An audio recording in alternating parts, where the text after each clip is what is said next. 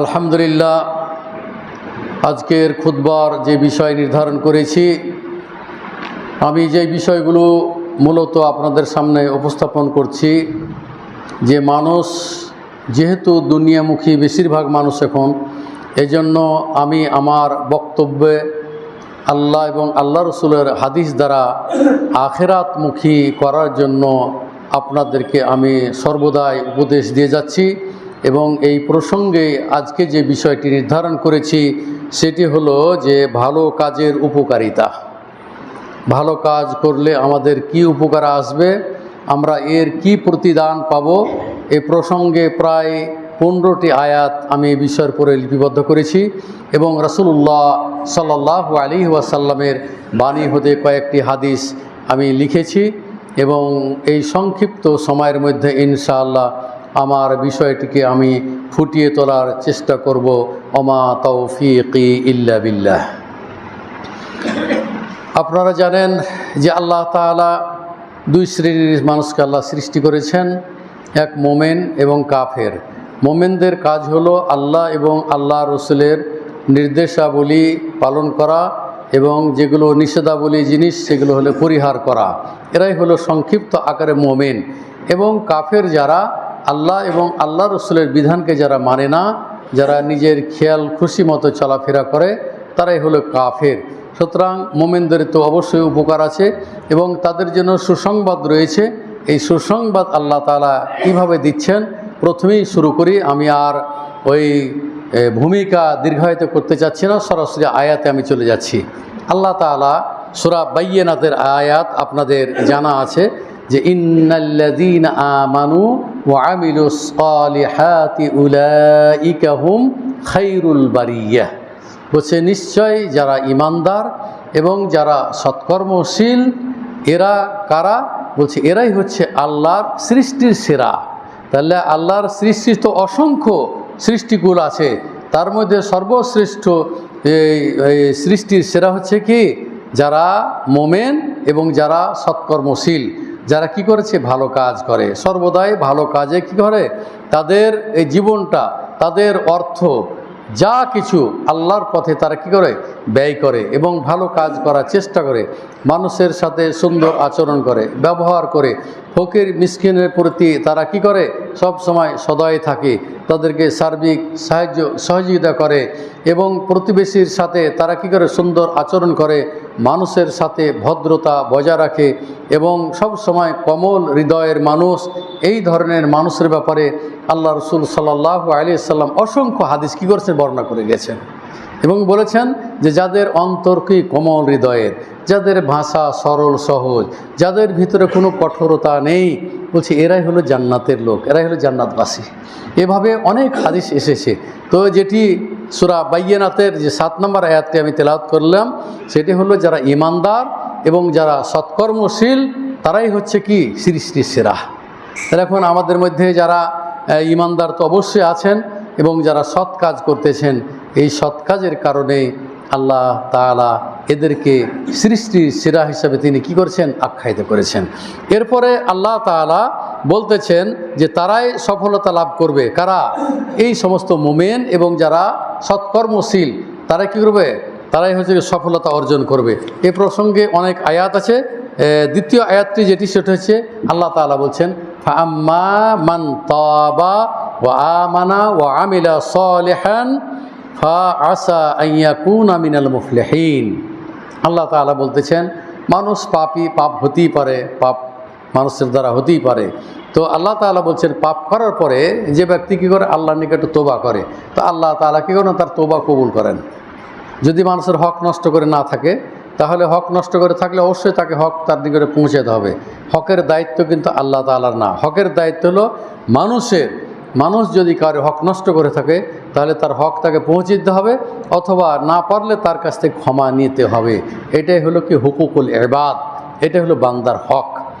আর আপনি একজনের হক নষ্ট করলেন আর আল্লাহর কাছে আপনি তোবা করলেন, এই তোবা কবুল হবে না। অন্য অন্য ক্ষেত্রে আল্লাহ তাআলা তোবা কবুল করবেন, কিন্তু বান্দার হক যদি আপনি নষ্ট করে থাকেন তাহলে আল্লাহ তাআলা তোবা কবুল করবেন না। সেটাই বলছেন আম্মা মান তাবা, যে ব্যক্তি কী করেছেন, তওবা করেছেন একনিষ্ঠভাবে, তারপর হচ্ছে ওয়া আমানা ওয়া আমিলা সালিহান, এবং সে মুমিন এবং সৎকর্মশীল, সে কী করে, ভালো কাজ করে।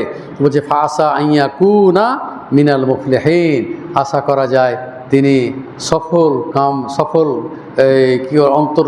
কাম যারা করেন তাদেরই সে অন্তর্ভুক্ত হবে, অর্থাৎ সৎকর্মশীলদের সে কী হবে, অন্তর্ভুক্ত হবে।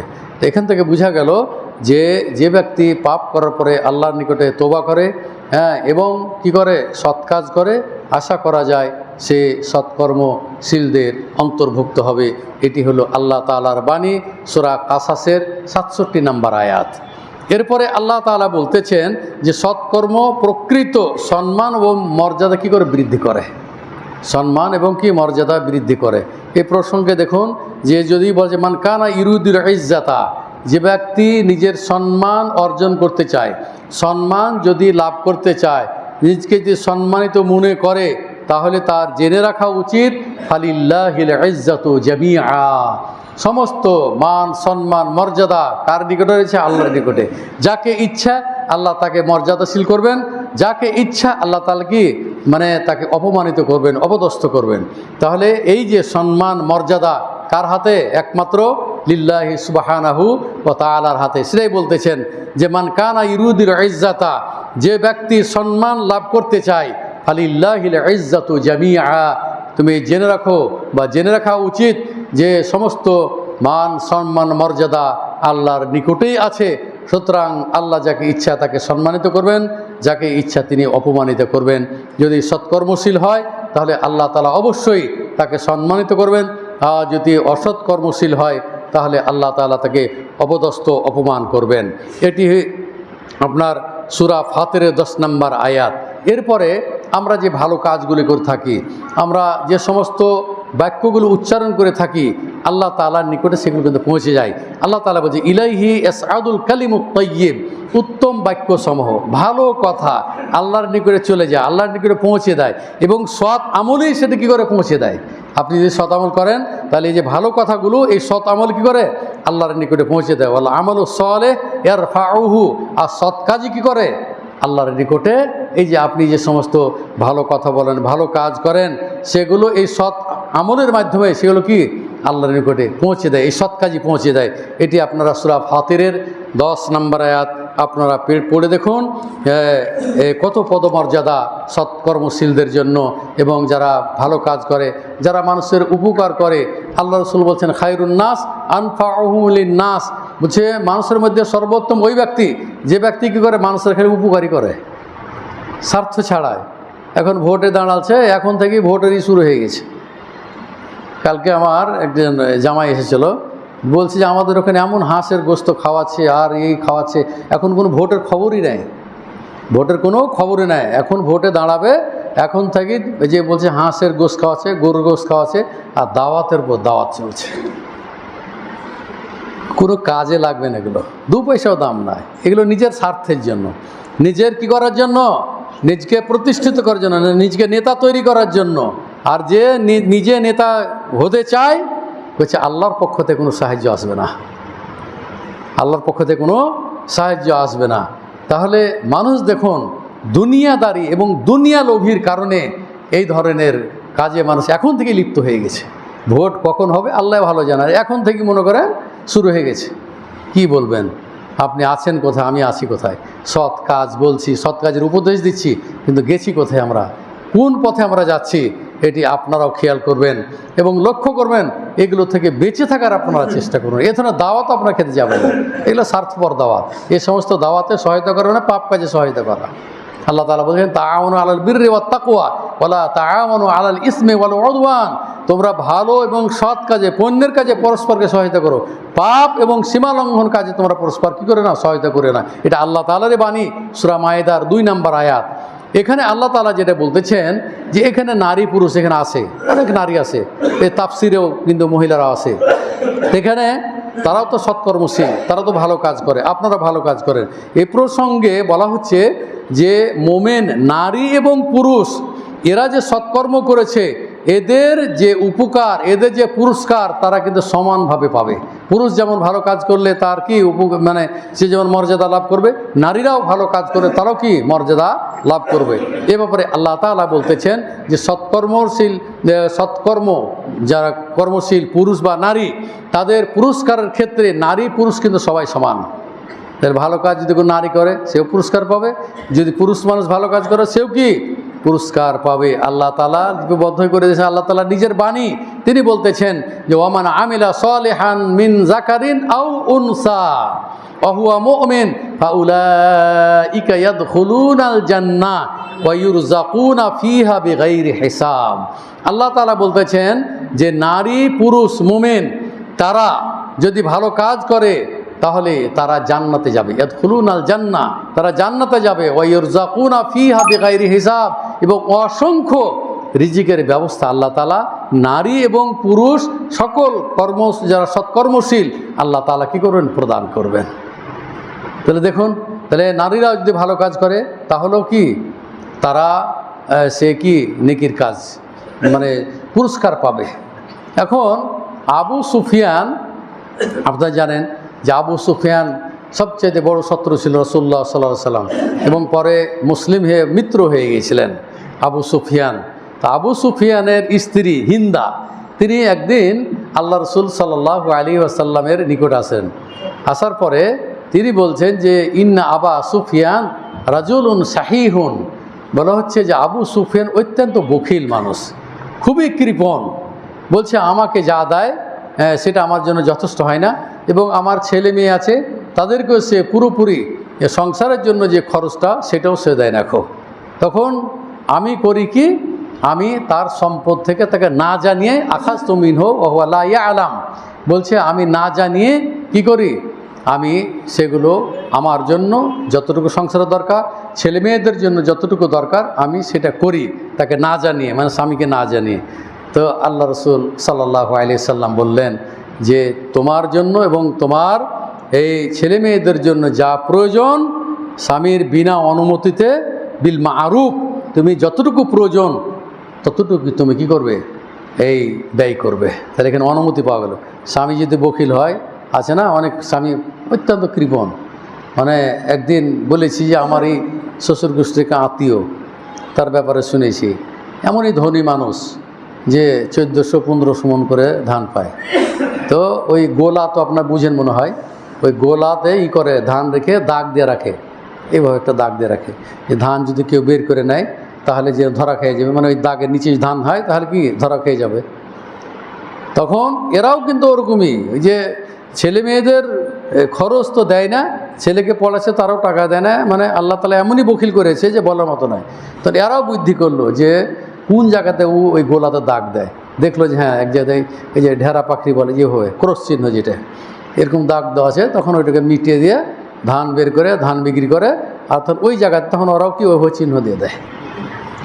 এখন বলেন কি বলবে, এই বখিলের যে মাল কিভাবে চলে যায় বখিল কিন্তু টের পায় না, বখিল টের পায় না। সুতরাং আপনার সংসার যতটুকু প্রয়োজন অবশ্যই আপনি ততটুকু আপনাকে ব্যয় করতেই হবে। ছেলে মেয়েদেরকে কষ্ট দিয়ে, পরিবারকে কষ্ট দিয়ে আপনি সম্পদ রক্ষা করবেন, এই সম্পদ আপনাকে ধ্বংস করে দিবে, এই সম্পদ আপনাকে কী করবে, ধ্বংস করে দেবে। সুতরাং যতটুকু প্রয়োজন সংসারে খরচ করা আপনার সাধ্যের মধ্যে ততটুকুই আপনাকে খরচ করতে হবে। বখিল জান্নাতে যাবে না, একাধিক হাদিস এসেছে। অতএব আবু সুফিয়ানের ক্ষেত্রে যখন আসলো তখন আল্লাহ সেই অনুমতি দিলেন, এবং মহিলারা স্বামীর বিনা অনুমতিতেও কি করতে পারে, স্বামীর অর্থ থেকে দান করতে পারে। শব্দ সে গায়রু মুফসিদাতিন, মানে যদি ক্ষতি না হয়, স্বামীর সম্পদের যদি ক্ষতি না হয়, তাহলে স্ত্রীরাও কি স্বামীর সম্পদ থেকে তার বিনা অনুমতিতে দান করতে পারবে। আল্লাহ রাসূল বলছেন যে এই দান করার কারণে মহিলা পাবে অর্ধেক নেকি, আর যার সম্পদ সে পাবে কি অর্ধেক নেকি। তাহলে ওই স্বামীও নেকি পাবে, স্ত্রীও দান করার হিসাবে ও নেকি পাবে, স্বামীও নেকি পাবে।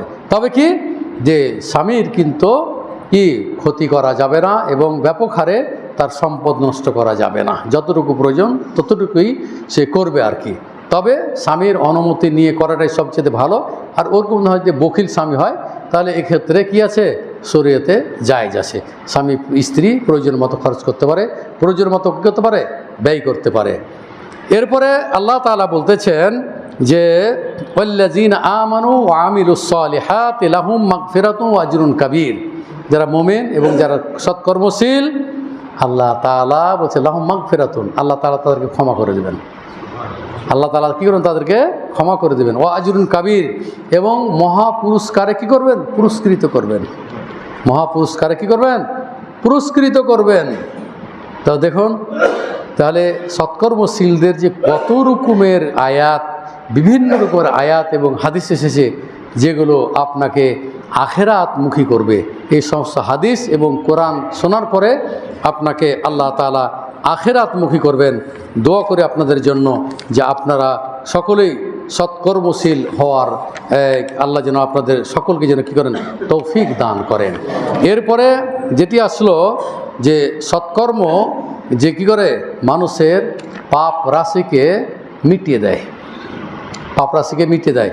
যেমন সূরা হুদের 114 নম্বর আয়াতে আল্লাহ তাআলা বলতেছেন যে ওয়াকিমিস সালাত, ওয়াকিমিস সালাত তরফাইন নাহার ওয়া জুলাফাম মিনাল লাইল ইন্নাল হাসানাত ইউযহিবনাস সাইয়্যাত।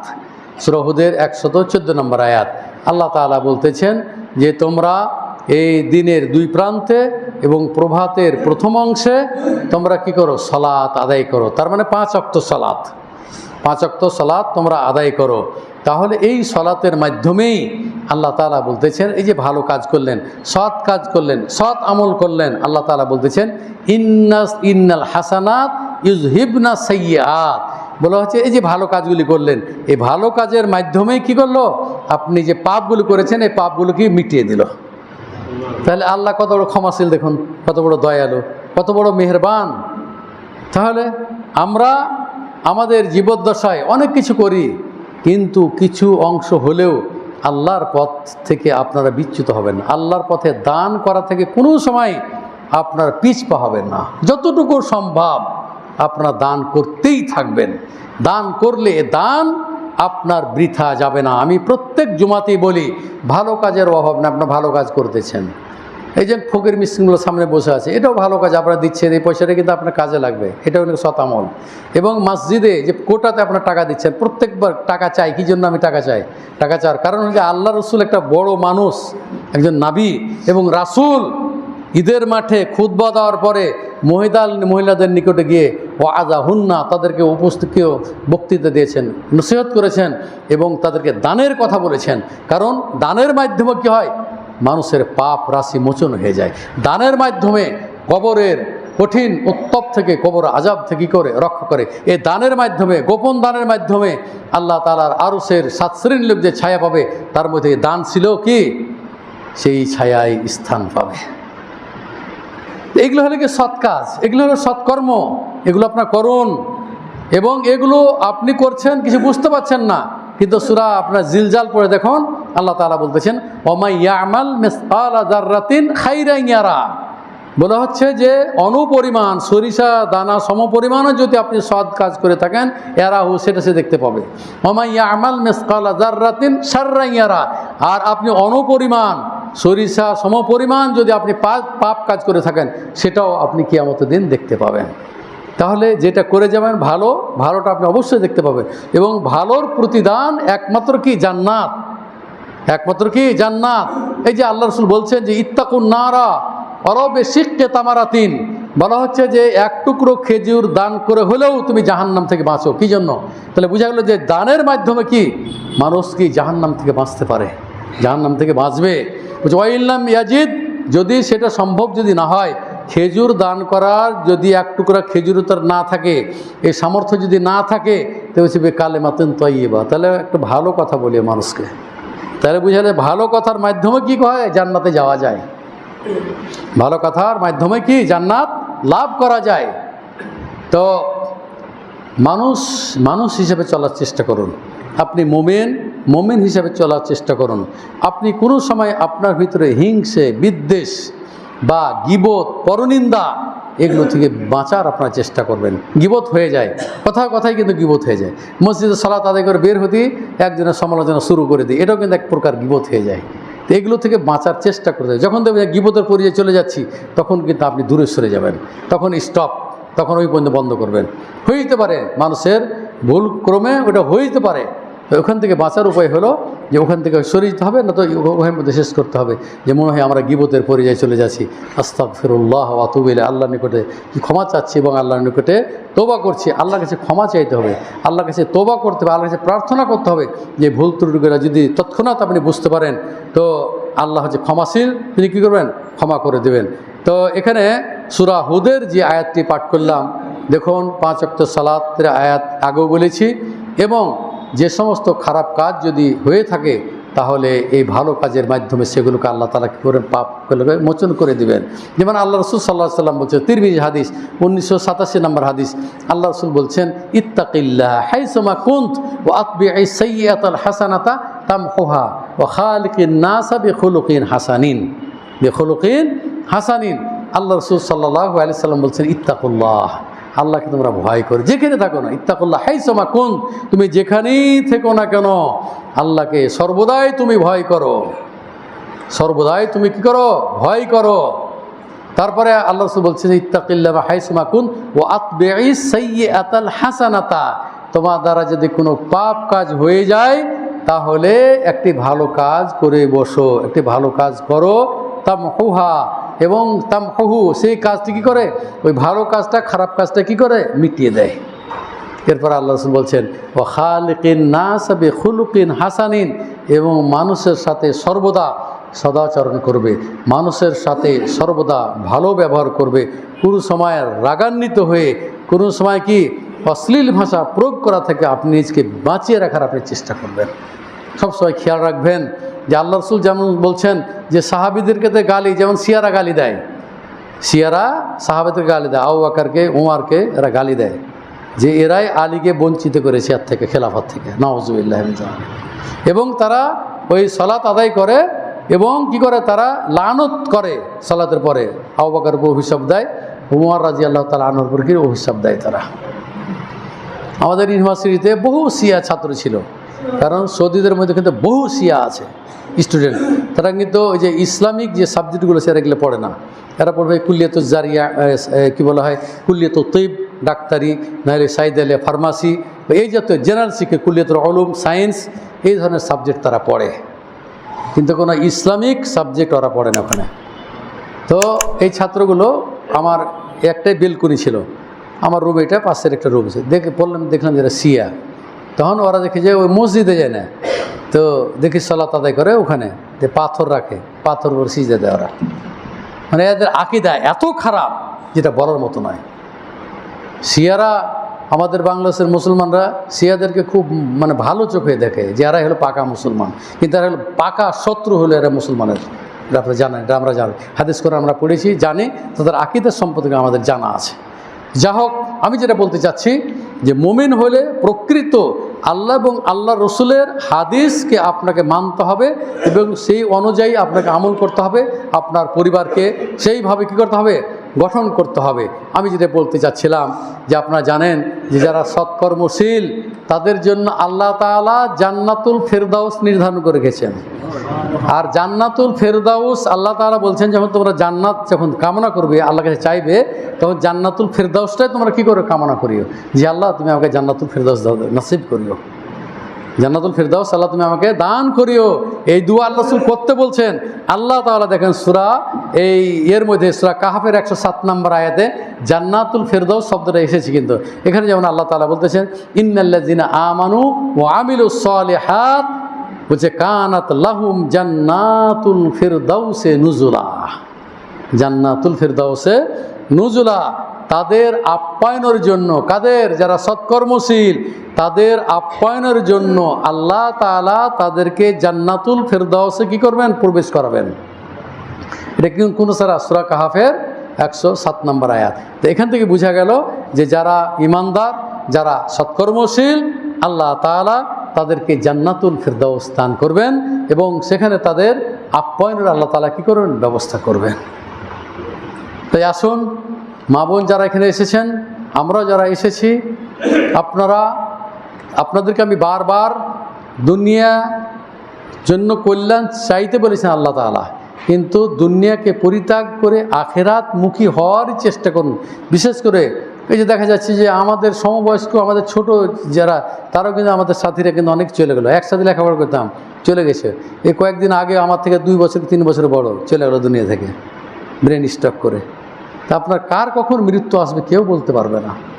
সুতরাং মৃত্যুকে আপনারা সামনে রেখে আপনাদের সৎ কাজগুলি সম্পাদন করার চেষ্টা করুন। ওই ছেলেটা অন্যরকম ছিল, শেষকালে তাহাজ্জুদ পড়েছে, শেষ জীবনে তাহাজ্জুদ পড়েছে, পড়ে মারা গেল ছেলেটা।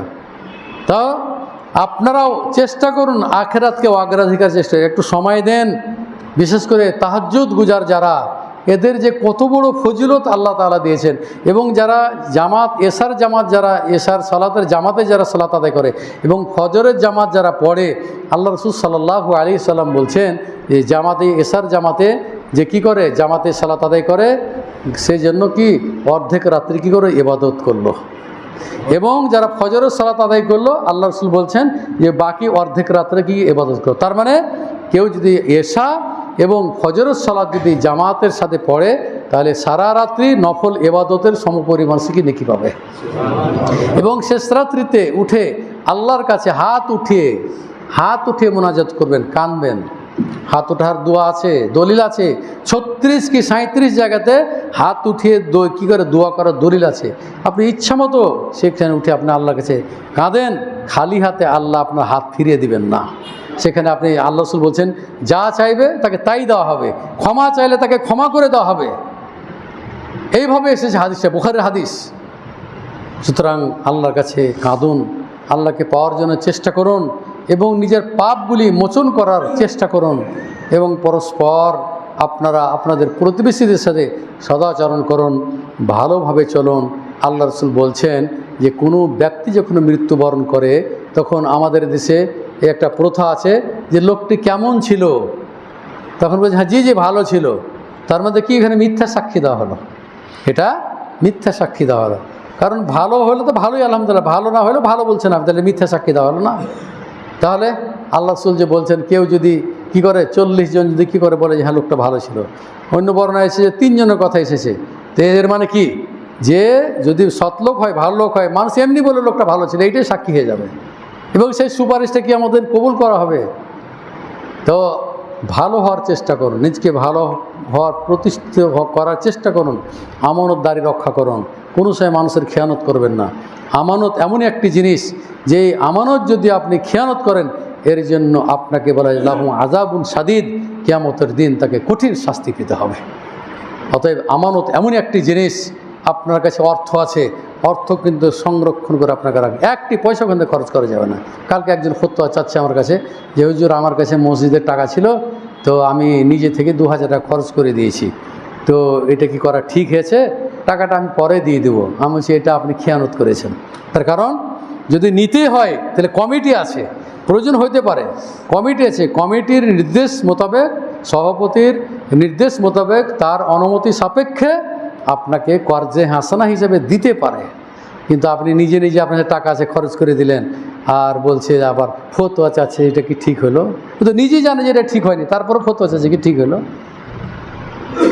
আমি বললাম আপনি যা করেছেন, কমিটিকে জানিয়ে বলেন যে আমি 2000 টাকা নিয়েছিলাম, খরচ করেছি, তো ভাই এটা আমার অন্যায় হয়ে গেছে, আমাকে ক্ষমা করে দেন। আমানত হলে এরকম জিনিস, ওয়াদুল আমানাত ইলা আহলিহা, আর আমানত সঠিক জায়গাতে পৌঁছে দিতে হবে। আমানতের খেয়ানত করলে কিয়ামতের দিন আপনাকে ভয়াবহ শাস্তির মুখোমুখি হতে হবে। ছেলে মেয়েদের ক্ষেত্রেও আপনি কোনো সময় বৈষম্য আপনি রাখবেন না, মেয়ের যা হক তাকে তা দিতে হবে, ছেলের যেটা হক ডবল পাবে তাকে দিতে হবে। ত্যায্য পুত্র বলে শরীয়তে কোনো বিধান নেই, কোনো বিধান নেই। ত্যায্য পুত্র আপনি করে দেবেন, ওটা আপনার সন্তান, ও কেস করলেও জমি পাবিও, আপনাকে যতই আপনি অন্য নামে লিখে দেন ওই জমি পাবিও। কারণ ত্যায্য পুত্র আপনি করতে পারেন, যেহেতু আপনার অবাধ্য সন্তান, আপনার কথা শুনে না। ত্যায্য পুত্র ভাষাটা আমি বলছি যে এটা না, আপনি ওকে আলাদা পৃথক করে দেন, আপনার সংস্পর্শকে রাখেন না। আপনার বাড়ি থাকলে চুরি করবে, আপনাকে মেরে ফেলে দেবে, ও যে কোনো জিনিস আপনার কি ওই নেওয়ার জন্য আপনাকে ছুরি আপনার পেটে চালিয়ে দিতে পারে। এখন দেখুন হিরণখোর, মদখোর, জুয়াখোর, ইয়াবাখোর, হ্যাঁ যত রকমের মানে মাদক দ্রব্য আছে সেবন করে সে কী হয়েছে, মাদকাসক্ত হয়ে গেছে, যার কারণে এই সন্তানের কারণেই আপনি এই দুনিয়া তো ভয়ের মধ্যে থাকছেন যে কখন আমাকে শেষ করে দিবে। সন্তান তৈরি করার চেষ্টা করুন শুরু থেকে, বড় হয়ে কিন্তু আপনি আর ঠিক করতে পারবেন না। আল্লাহ যদি তৌফিক দান করে সেটা ভিন্ন কথা, কিন্তু আপনার বাচ্চাকে ঠিক ওইভাবে আপনাকে তৈরি করতে হবে, এখন থেকে তৈরি করতে হবে। বাবা মাকে সবসময় খেদমত করার চেষ্টা করতে হবে, তাদের দোয়া নিতে হবে। রেজা রব্বে রেজাল ওয়ালেদ, সাখাতুর রব্বে সাখাতুল ওয়ালেদ। পিতামাতা যদি সন্তুষ্ট রাখছে ছেলের পর, আল্লাহ তাআলা সন্তুষ্ট থাকবেন। পিতামাতা যদি অসন্তুষ্ট থাকে তাহলে আল্লাহ তাআলাও কি অসন্তুষ্ট থাকবেন। তাই আসুন আমরা পিতামাতার খেদমতের মাধ্যমে ছেলে মেয়েদেরকে সুন্দর আদর্শ হিসাবে তাদেরকে গড়ে তুলি, 5 ওয়াক্ত সালাতমুখী করি, মসজিদমুখী করি। মহিলাদেরকে বলছি আপনারাও আপনাদের পরিবারকে, আপনার সন্তানদেরকে, আপনার মেয়েদেরকে ওই ধরনের ওই যে বিধর্মীদের পোশাক আপনার কোন সময় পরিধান করাবেন না, ইসলামী পোশাক পরান। আপনি একজন জেনারেল শিক্ষিত মানুষ, তারপর আপনার মেয়েকে বোরখা পরে আপনাকে কলেজে পাঠাতে হবে, বোরখা পরে ইউনিভার্সিটি পাঠাতে হবে। আপনি নিজের এই সম্ভ্রমকে আপনি কি রক্ষা করার চেষ্টা করুন, আপনার পরিবারকে আপনি রক্ষা করার চেষ্টা করুন। আল্লাহ তাআলা বলছেন কু আনফুসাকুম ওয়া আহলিকুম নারা, তোমরা নিজে এবং তোমার নিজের পরিবারকে জাহান্নাম থেকে রক্ষা করুন। তাই আসুন আমরা যারা এসেছি এখানে, আমার বক্তব্য যারা শুনছেন, আসুন আমরা আখিরাতমুখী হই, দুনিয়াকে পরিত্যাগ করার চেষ্টা করি। দুনিয়ার যতটুকু প্রয়োজন ততটুকু আল্লাহর কাছে চান। আল্লাহ তাআলা বলছেন রব্বানা আতিনা ফিদ দুনিয়া হাসানা ওয়া ফিল আখিরাতি হাসানা ওয়া কিনা আযাবান নার। দুনিয়া এবং আখিরাতের উভয়টি ভালো কামনা করতে বলছেন আল্লাহ তাআলা। রব্বানা, হে আমাদের রব, তুমি দুনিয়া এবং আখিরাতে আমাদেরকে কী করো, ভালো রেখো এবং জাহান্নাম থেকে আল্লাহ তুমি রক্ষা করো। এই দুয়াটি আল্লাহ রাসূল সাল্লাল্লাহু আলাইহি ওয়াসাল্লাম সর্বদাই পাঠ করছেন, সব সময়তে কী করছেন, এই দুয়াটি করেছেন। তাই আপনারা যারা এখানে এসেছেন মা বোন, আপনারা সর্বদাই এই দুয়াটি পড়বেন। জিকির, আজকার, তাসবিহ, তাহলিল এগুলো বেশি বেশি পড়বেন, কারণ এগুলোর মাধ্যমে আপনার পাপ রাশি মোচন হয়ে যাবে এবং এর মাধ্যমে আল্লাহ তাআলা জান্নাতের পথকে সহজ করে দিবেন। আল্লাহ তাআলা যেন আমাদেরকে সৎ আমল করার জন্য তৌফিক দান করেন এবং আমাদের পরিবার পরিজনকে যেন আমরা সৎ পথে নিয়ে আসতে পারি। আল্লাহ যেন আমাদেরকে সেই তৌফিক দান করেন। যে সমস্ত যুব সমাজ তোমরা আমার বক্তব্য শুনছো, তোমরাও মসজিদমুখী হও, 5 ওয়াক্ত সালাত আদায় করো, অশ্লীলতা পরিহার করো, মেয়েদের পাল্লায় পড়ে তোমার জীবনটাকে তুমি ধ্বংস করো না। সৎ পথে পিতামাতার সন্তুষ্টি অর্জন করে তুমি বিবাহ শাদী করো, তোমার বিবাহের মধ্যে বরকত হবে এবং তোমার ভবিষ্যৎ উজ্জ্বল হবে বাবা মা দোয়ার মাধ্যমে। তাই তোমাদেরকেও আবারও বলছি, তোমরা অসৎ বন্ধুর সাথে তোমরা কোন সময় দিবে না, সৎ বন্ধুর সাথে সময় দিবে এবং ভালো কাজে নিয়োজিত থাকো। আল্লাহ তাআলা তোমার মধ্যে, তোমার পরিবারের মধ্যে, তোমার রিজিকের মধ্যে আল্লাহ তাআলা কী করবেন, বরকত দান করবেন। অনেক ভাই দোয়া চেয়েছেন আমাদের এই মুসল্লি মসজিদের, ফিরোজ ভাই বিশেষ করে প্রত্যেক জুমাতে বলে, আরও অনেকেই ফোন করে দোয়া চান। আপনাদের সবারই জন্য দোয়া করতেছি। হে মহান রব্বুল আলামিন, যারা যে উদ্দেশ্যে দোয়া চেয়েছেন, আল্লাহ যদি অসুস্থ থাকে আল্লাহ তুমি তাদেরকে সুস্থতা দান করো। আযহিবিল বাস রব্বান নাস ওয়াসফি আনতা শাফি লা শিফা ইল্লা শিফাউকা শিফা আল্লাহ ইগাদিরু সাকামা। কোনো অসুস্থ ভাই যদি ওই থাকে জানাশোনা, তাহলে জিয়ারত করার মাধ্যমে আল্লাহ তাআলা আপনার পাপ রাশিকে ক্ষমা করে দিবেন। সুতরাং মোমেন ভাই যদি অসুস্থ থাকে আরেক মোমেন ভাই দেখতে যাবে, এটাই হলো শরীয়তের বিধান। তাই পরিশেষে আপনাদেরকে বলতে চাচ্ছি যে আসুন আমাদের নিকট আত্মীয় স্বজন যারা কবরে শায়িত আছে, যারা কবরে আছে, মারা গেছে, পূর্বে মারা গেছে, এখনও মারা গেছে, যারা এই মসজিদে দান করেছেন, যারা মারা গেছেন তারাও দান করে গেছেন, যারা জীবিত আছেন তারাও দান করছেন এবং দান করবেন। হে মহান রব্বুল আলামিন, তুমি সকলের দানগুলিকে আল্লাহ তুমি কবুল করে নাও এবং আমরাও যদি মৃত্যুবরণ করি আল্লাহ, আমরা যেন মুমিন হয়ে মৃত্যুবরণ করতে পারি। আল্লাহ তুমি আমাদেরকে সেই তৌফিক দান করো। রব্বানা আতিনা ফিদ দুনিয়া হাসানা ওয়া ফিল আখিরাতি হাসানা ওয়া কিনা আযাবান নার। রব্বানা তাকাব্বাল মিন্না ইন্নাকা আনতাস সামিউল আলিম ওয়া তুব আলাইনা ইন্নাকা আনতাত তাওয়াবুর রাহিম। আপনারা জানেন যে আমাদের এখানে 15 দিন পর পর তাফসির হয়। তো আগামী জুমাতে আমাদের তাফসির ছিল, সেই তাফসিরটাকে আজকেই করবো ইনশাল্লাহ। তার কারণ হচ্ছে বুখারীর আমাকে একটা দার্স দিতে হবে গোদাগাড়ি ঘুন্টি ঘরের ওখানে খাতমে বুখারী যেটাকে বলা হয়, আমাকে শেষ হাদিসটা পড়াইতে হবে। আমাকে দাওয়াত করেছেন, মেহমান হিসেবে আমি যাব। এই জন্য আগামী জুমাতে তাফসির হবে না, ওই তাফসিরটা আজকেই বাদ মাগরিব এখানে করবো ইনশাল্লাহ। আপনারা আমন্ত্রিত, আপনারা আসবেন, আমি এসে মাগরিবের সালাত আদায় করব। আপনারা আমন্ত্রিত, দার্স শুনবেন এবং প্রশ্ন উত্তর বিভিন্ন রকম হয়ে থাকে। অনেক ভাই আসেন, আপনারা আপনাদের বন্ধুবান্ধবকে সাথে করে নিয়ে আসবেন ইনশাআল্লাহ। বাদ মাগরিব এখানে দার্স হবে, আপনারা সবাই আমন্ত্রিত।